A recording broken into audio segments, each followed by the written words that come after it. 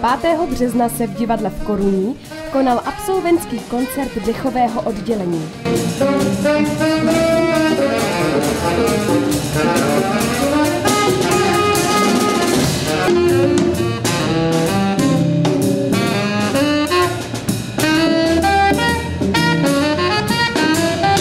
Bořivoj Škorpil pod vedením Roberta Mitrengy zahrál písně Killer Joe, Joy Spring nebo What's New.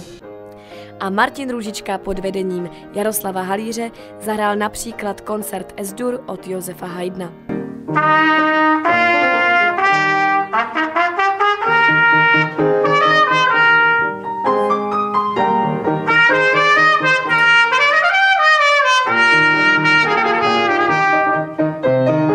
Dne 10. března měl svůj absolventský koncert houslista Evžen Brynzák.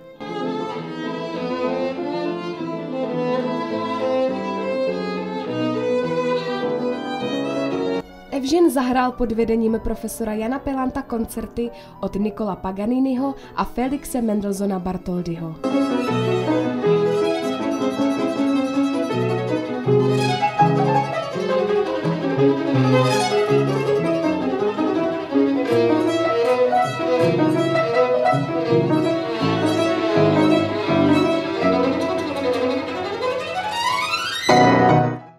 11. března měla Lucie Hrabalová svůj absolventský koncert v divadle Koruní.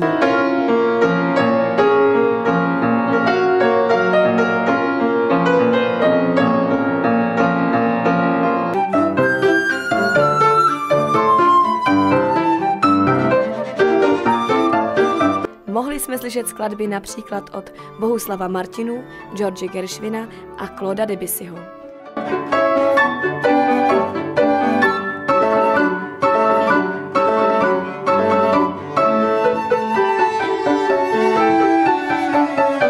Dne 12. března měl svůj absolventský koncert baskytarista Michal Beneš.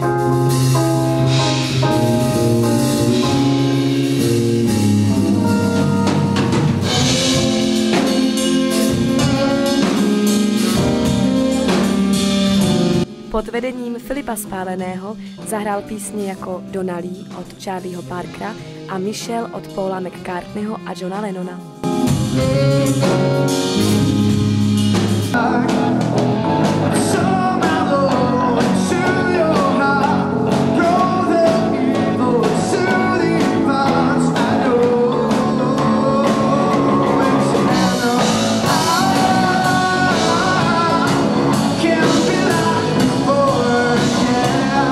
Studentka zpěvu Edita Čichová absolvovala 17.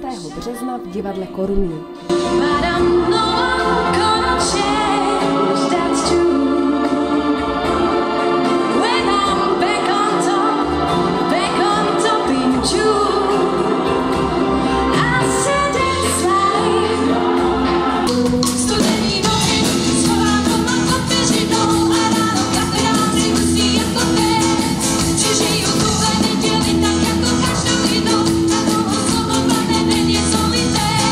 Pod vedením Jany Balašové a Richarda Tesaříka zpívala písně jako Lásko má já stůňu, Honky Tonky nebo Prý musíš mluvit tiše.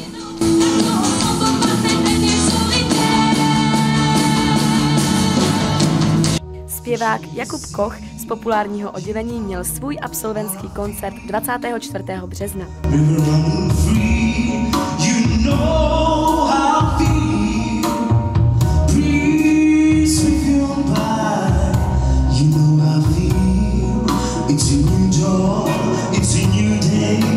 Pod vedením Richarda Tesaříka a Marcely Březinové zaspíval písně jako Mandy, Rozeznávám a nebo Nebe na zemi.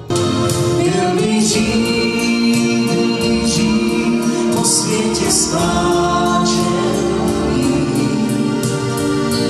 vystřelí pohledu, schází nám